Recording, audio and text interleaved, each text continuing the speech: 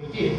When the Aboriginals used to run this country, the rivers were crystal clear, they were beautiful, there was lots of fish. In fact, the Aboriginal people used to farm our rivers.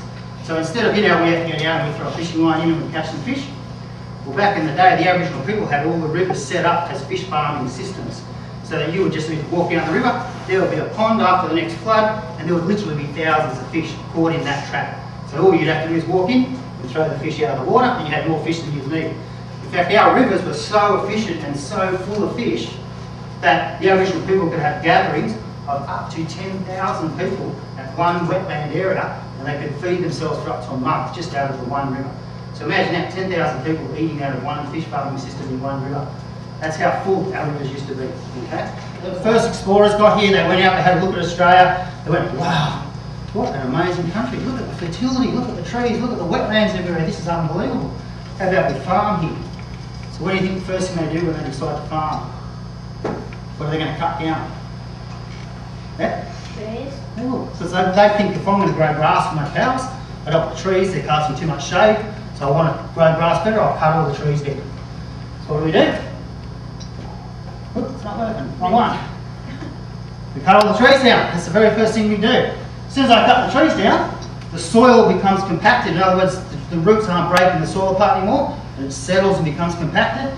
Now when it rains, the water can't get into the ground. The water now flows across the surface of the ground, and it flows to those low points. Remember, the river was the high point, but now the water is flowing to the low point there, and the water will flow off the hill and to that low point there.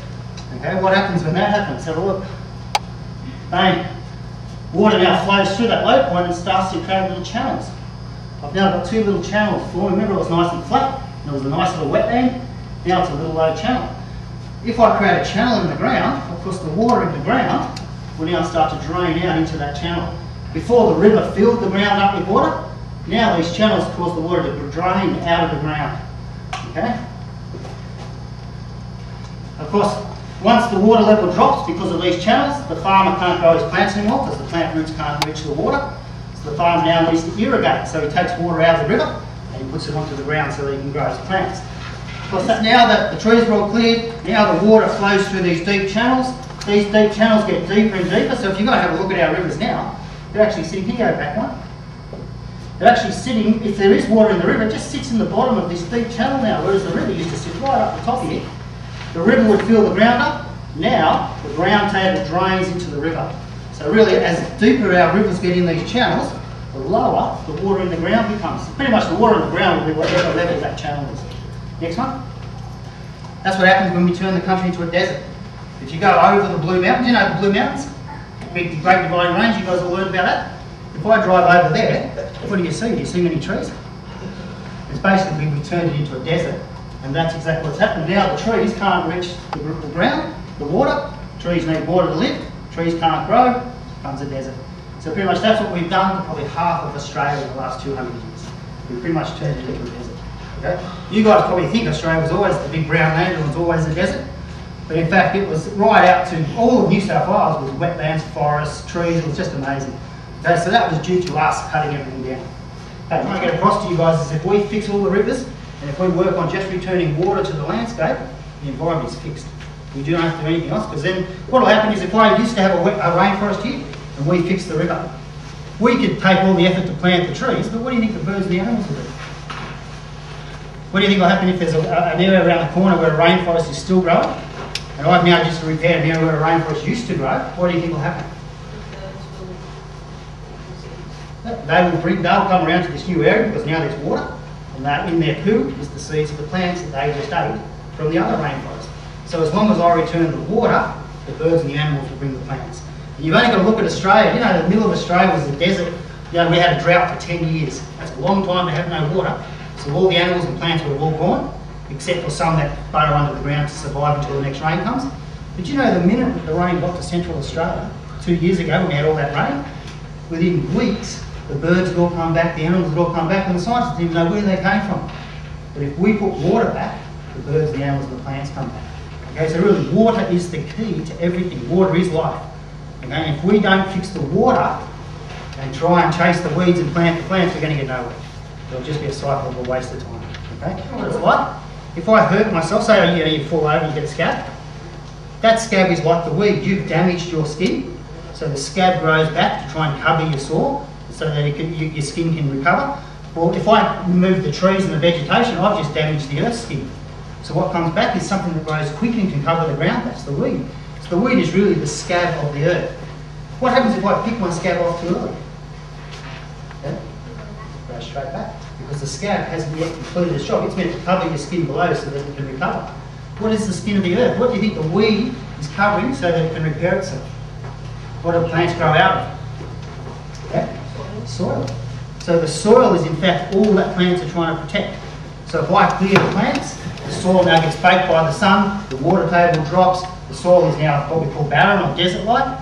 Most plants can't grow in that, but weeds can. So weeds come back, boom, they take over the area really quickly. So weeds are really good at spreading quickly. They spread their seed quickly, they grow quickly, and they live for a short period of time. So maybe some weeds live for only a month or 2 months. So as they're growing, their roots are trying to fix the soil.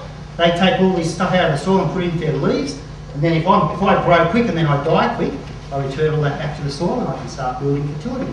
Once the weeds have built the fertility, they block the sun, they start to get moisture in the ground, then the other plants can grow. But if I take the weeds away too quick, I can't get the other plants to grow. So what I'm trying to get across to you guys is if we fix all the rivers, and if we work on just returning water to the landscape, the environment is fixed. We do not have to do anything. Remember, these are the boys from the jail helping me build this. That's a little dam. I'll show you that down there. It's actually really full to the top and looking beautiful. There's the boys, me just making the weirs. We made it all by hand. It's just dry stone walls. I use no cement, nothing. It's all just put in there. I found those rocks lying around, so it didn't cost me anything. And the soil I just dug out of the river, so it didn't cost me anything for that either. And as you can see, as we're actually building them, the water comes up. And that water is just leaking out of the ground because there was no rain. The water was just leaking out of the ground. And I dug a few ponds, so remember it was a drain channel, so it was dead straight. So anywhere the channel isn't straight, we dug out to make ponds. See how dirty the water is? That water now is crystal clear, you can see the bottom. There's that guy, when he jumped in the river, he was very excited. So you can see the water, I actually filled it almost to the top. It's not in a channel anymore, but it looks like it's in a channel because the grasses are so long now. See how no plants on the edge? See those little trees? You see how big they are now, and that tree, that's only going back 2 years, and you see they're now 20 foot tall. There they are there. Look at the plants, how quick the plants came back. This is 3 months after I weired the river. Here's a new weir I put in, hardly any plants, I've got no vegetation over here. Plants are starting to come in. There's the dam, so I've got a little bit of algae still. I've got no algae left at all anymore. There's all the plants now growing up, see all the weeds are dying back, and there's all the reeds come up. So the weeds die back on their own, I didn't have to do it, and up come the wetland reeds. See, I still have a little bit of algae back there, there's none there anymore. Little waterfalls I created from the weirs. That's where I want to see if you guys can find some tadpoles. See, the weirs now completely covered in plants, so you can't even tell that I built it anymore, it looks totally natural. Look at the waterfalls, they're just magnificent. This thing has been flowing for 2 years, it hasn't stopped flowing. Of course the grasses come up after the weeds, so I now get dominated with grasses and grass-like plants, which include the reeds. So the weeds first, they fix everything, then the grass comes. Now I'm starting to get a meander in the river, even though it was a straight channel. There's one weir, there's another little waterfalls. The plants direct the water and actually create those waterfalls for me. There's the pond starting to clear up. Look how clear the pond's getting now. You can't even see the weirs at all. The plants have just gone out of control, I can't believe it.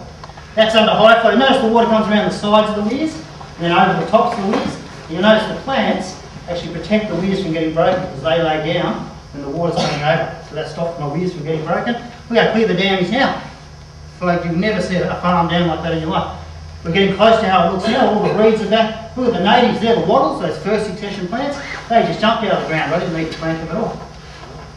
There's what was the stormwater, empty stormwater drain. Pretty much look at that. Look at the ferns that come back. Just amazing.